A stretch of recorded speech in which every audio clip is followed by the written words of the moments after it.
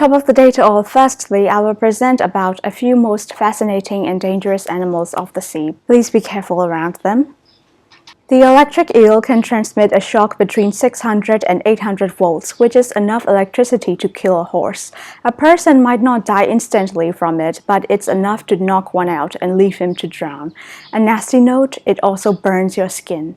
This is the most poisonous fish in the world, the stonefish. When it stings a person, the intense vasoconstriction it produces means that it can cause nausea, vomiting, sweating, muscle weakness, difficulty breathing, and even death. If he can't treat the sting within a few hours with antivenom, if he survives it, the symptoms can still last for days up to weeks.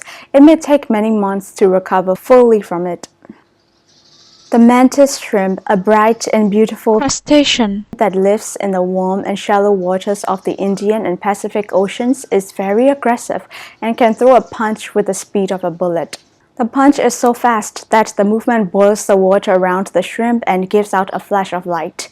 It can crack and punch holes through aquarium glass and attack its own reflection. While its punch can't kill a person, it definitely hurt. The orcas, or killer whales, have been nothing short of cold-blooded killers recently. They act like packs of wolves, working together to harass and kill animals that can be as large as whale sharks. Lately, their most interesting trait is killing great white sharks and eating just their livers, because they have learned that the livers are a superfood packed with extra energy. They like violence more and more these days, and there are several disturbing trends have been seen, like turning over boats and bullying their dolphin cousins. Humans aren't currently on their menus, but please don't risk swimming near these unpredictable creatures.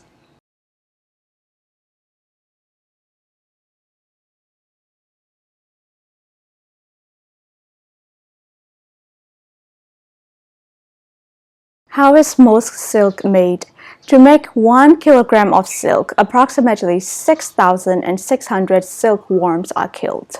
Every year, billions of silkworms, meaning 420 billion to 1 trillion, are killed in the silk-making process. And the industry also relies heavily on forced labor and child exploitation. To produce silk, worms are grown. After they cocoon themselves, being boiled alive or baked are the typical ways they die.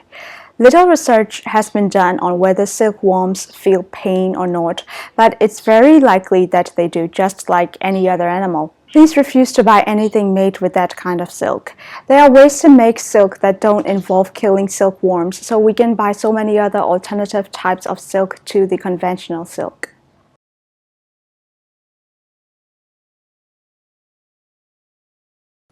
This last part of the video has some good news. Countries are breathing the cleanest air in centuries. An article at Our World in Data found that among a selection of high and middle income countries, not only is the West breathing better air than at perhaps any point since urbanization, but that developing nations are likely to arrive at similar outcomes in no more than 100 years. The article published by Hannah Ritchie focuses on sulfur dioxide and nitrogen dioxide, which enter the air we breathe from the burning of fossil fuels. This cleaner air is mainly due to significant reduction in coal use across the West and increase in coal scrubbing. Scrubbers clean gases in a coal-burning power plant before they are released into the environment. They are large towers where aqueous mixtures of lime or limestone absorbers are sprayed through the emissions to absorb some of the sulfur from the gases. In the UK, NOx emissions have fallen to levels seen in 1950. They achieved this largely because of the increase in fuel efficiency and exhaust systems on automobiles mandated by the EU in the 1990s. Ritchie wrote that to comply with regulations and to reduce the emissions of NOx and other pollutants from car exhausts, car manufacturers have had to innovate on technologies that included catalytic converters, filters for particulate matter, and gas recirculation that lower the temperature of combustion and cause the reduction. Beijing was synonymous with face masks and grimy skies before, but now it enjoys a routine weather phenomenon called the Beijing Blue, a blue sky. GNN reported that Beijing accomplished it through a war on pollution. It led to the expectancy for the average Beijing rain increased by an average of 4 years. That's it for this vid. Thanks a lot, and see you in the next one.